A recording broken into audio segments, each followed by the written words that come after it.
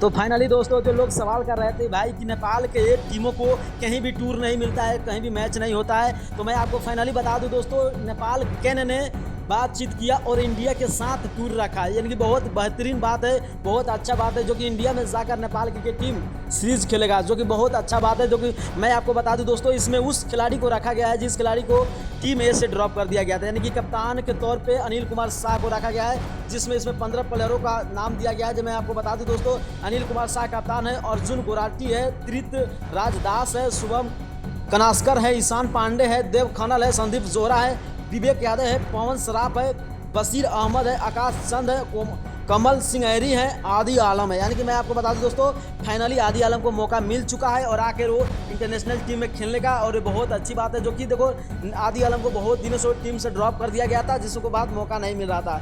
और बात करें तो शेर मल्ला है, युवराज खत्री और सागल ढकाल है। यानी कि इंडिया में जाकर नेपाल का एक टीम मैच खेलना बहुत बेहतर बात है, बहुत अच्छी बात है। जो कि वहाँ पे जाएंगे और बहुत ऐसे प्लेयरों के साथ खेलेंगे जो कि इंडिया के एक टीम होंगे और नेपाल के भी एक टीम होंगे, जिसमें नेपाल के कुछ सीनियर प्लेयर भी हैं, जिसमें अनिल कुमार शाह, आदि आलम हुए, पवन सराफ भी खेल रहे हैं। सबके सबको मौका मिला है और ये बहुत अच्छा बात है, जो कि आकर खेलेंगे और इससे कुछ आने वाले में बहुत फायदा मिलने वाला है। जो कि NPL स्टार्ट होने वाला है, उसमें यहाँ पे आएंगे, प्रेस्टिज करेंगे और वहाँ पे बहुत बेहतर होगा। यानी कि बात करें गुवाहाटी में, तो गुवाहाटी बहुत अच्छा फीचर्स है, यानी कि बहुत बेहतर है, हर एक चीज़ का सुविधा है, इसीलिए नेपाल क्रिकेट में जाएंगे, वहाँ पे सीरीज खेलेंगे और आएंगे। आप लोग क्या सोचते हैं इसके बारे में, अपना राय जरूर कमेंट कीजिए। अगर नए हो तो चैनल को सब्सक्राइब कर दिए, पेज को जरूर